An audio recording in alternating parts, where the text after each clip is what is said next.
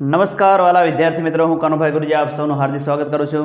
વિદ્યાર્થી મિત્રો, આજે આપણે સ્વાધ્યાય 12.2 નો દાખલા નંબર 8 શીખીશું. સૌપ્રથમ આની રકમ વાંચીએ. એક ગોળાકાર કાચના વાસણની ઉપરનો ભાગ નળાકાર છે. તે નળાકારની ઊંચાઈ 8 સેમી છે અને વ્યાસ 2 સેમી છે. ગોળાકાર ભાગનો વ્યાસ 8.5 સેમી છે. એક બાળક માહિતી પ્રાપ્ત કરે છે કે તેમાં ભરેલા પાણીનું ઘનફળ 345 સેમી ઘન છે. બાળકનો જવાબ સાચો છે કે નહીં તે ચકાસો. ઉપરના માપો તેના અંદરના ભાગના છે. પાઈ બરાબર 3.14 લો. આપણે અહીંયા કાચનું જે આ વાસણ છે એનું ઘનફળ શોધવાનું છે અને એ ઘનફળ 345 સેમી ઘન મળે છે કે એના સિવાયનું મળે છે એ આપણે ચેક કરવાનું છે. સૌપ્રથમ આની અંદર ઉપરનો ભાગ નળાકાર છે એના માપ લખી દઈએ, નીચેનો ભાગ ગોલક છે એના માપ લખી દઈએ અને પછી કાચના વાસણનું ઘનફળ શોધી લઈએ. શું જવાબ આવે છે એ આપણે ચેક કરીએ. બરાબર છે. તો સૌપ્રથમ અહીંયા નળાકાર માટે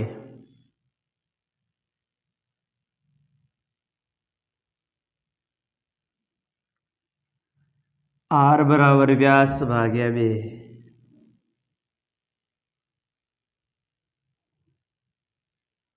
વ્યાસ નળાકારનો 2 છે, 2 ભાગ્યા 2 બરાબર 1 સેમી.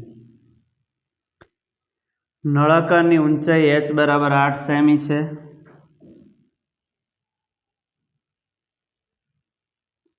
નીચેનો ભાગ ગોળાકાર છે. અહીંયા લખીએ ગોળાકાર ભાગ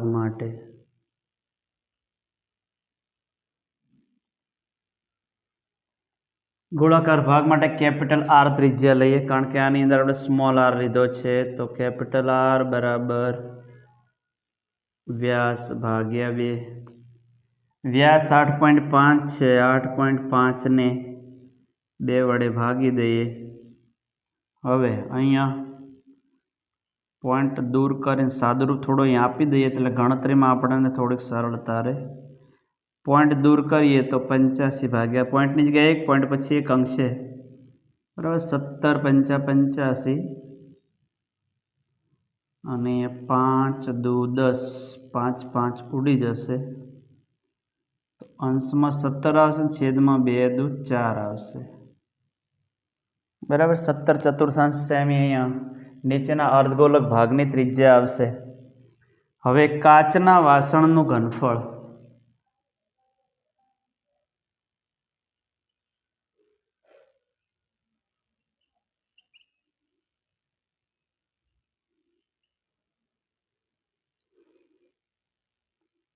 ઉપરનો ભાગ નળાકાર છે એના ઘનફળનું સૂત્ર આવશે πr²h. નીચેનો ભાગ ગોળાકાર છે તો આખા ગોલકના ઘનફળનું સૂત્ર 4/3 પાઈ. હવે એના માટે કેપિટલ R લીધો છે તો કેપિટલ R ઘન. હવે પાઈ બંનેની અંદર સામાન્ય છે ને બહાર કાઢી દઈએ તો પાઈ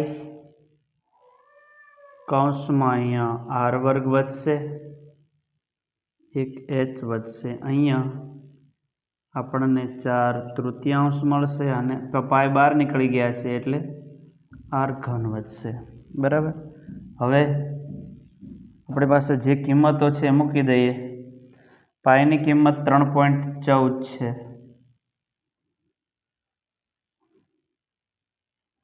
બરાબર. હવે R જે છે આપણી પાસે 1 છે એટલે 1 × 1 ગુણ્યા h ની કિંમત 8 છે. હવે 4/3 ગુણ્યા R જે છે એની કિંમત 17/4 છે. R ઘન છે એટલે એને 3 વાર લખીએ. 17/4 ગુણ્યા 17/4 ગુણ્યા 17/4 બરાબર. અહીંયા હવે એક આ 4 ઉડે એવા છે, ઉડાડી દઈએ. બાકી કશું ઉડે એવું છે નહીં.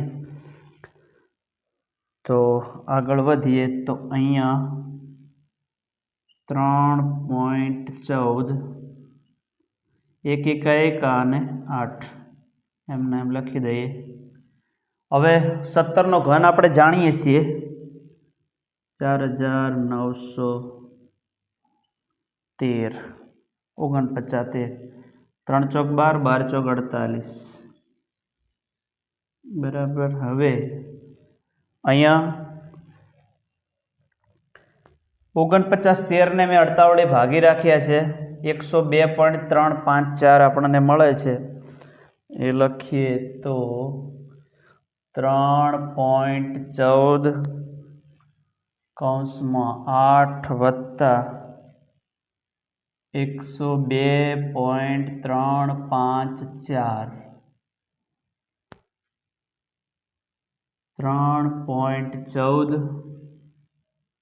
2 ની અંદર 8 ઉમેરો એટલે 110 5 પોઈન્ટ પછી 303 ચોક 5 4 એમના એમ રહેશે. 110.354 છે અને 3.14 વડે ગુણીએ એ પણ ગુણાકાર કરીને રાખ્યો છે. એ મળે છે આપણે જો એ સાદો ગુણાકાર પહેલો કરી દેવાનો પછી પોઈન્ટ પછીના 1 2 3 4 ને 5 અંકો જમણી બાજુથી કાપી દઈશું. 1 2 3 4 ને 5 એટલે 347.511556 આપણને મળે છે. પણ અહીંયા આપણે જે બંનેનો ગુણાકાર છે એ 51 સુધી રાખીએ. 5 1 સુધી પાછળનો અંક 1 છે એટલે એને દૂર જ કરશું, આગળમાં કશું નહીં ઉમેરીએ તો આપણને આનો જવાબ મળી જશે 346.51 સેમી-ઘન. કૌંસમાં લખીશું આશરે. હવે જો બાળકનો જવાબ ચેક કરો તો બાળકનો જવાબ 345 સેમી-ઘન હતો. આપણો જવાબ અહીંયા 346.51 સેમી-ઘન મળ્યો છે. બરાબર. તો આપણો જવાબ અને બાળકનો જવાબ જુદો જુદો મળ્યો છે.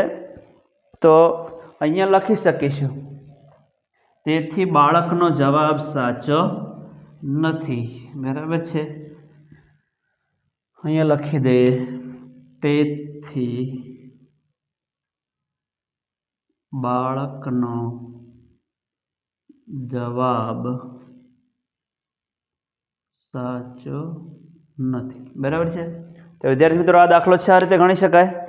ગુણાકાર ભાગાકારમાં થોડીક ચોકસાઈ રાખજો તો જવાબ આવી જશે. વિદ્યાર્થી મિત્રો આ પ્રકારનું પ્લેલિસ્ટ બનાવેલું છે જેની અંદર સ્વાધ્યાય 12.1ના તમામ દાખલા અને સ્વાધ્યાય 12.2ના પણ 1 થી 7 દાખલા મૂકેલા છે. તો એને જોઈને શીખવાનો પ્રયત્ન કરજો. વિદ્યાર્થી મિત્રો હજુ તમે મારી ચેનલને સબસ્ક્રાઈબ ના કરી હોય તો સબસ્ક્રાઈબ કરી દેજો. Thank you very much. ખૂબ ધન્યવાદ. જય મા સરસ્વતી.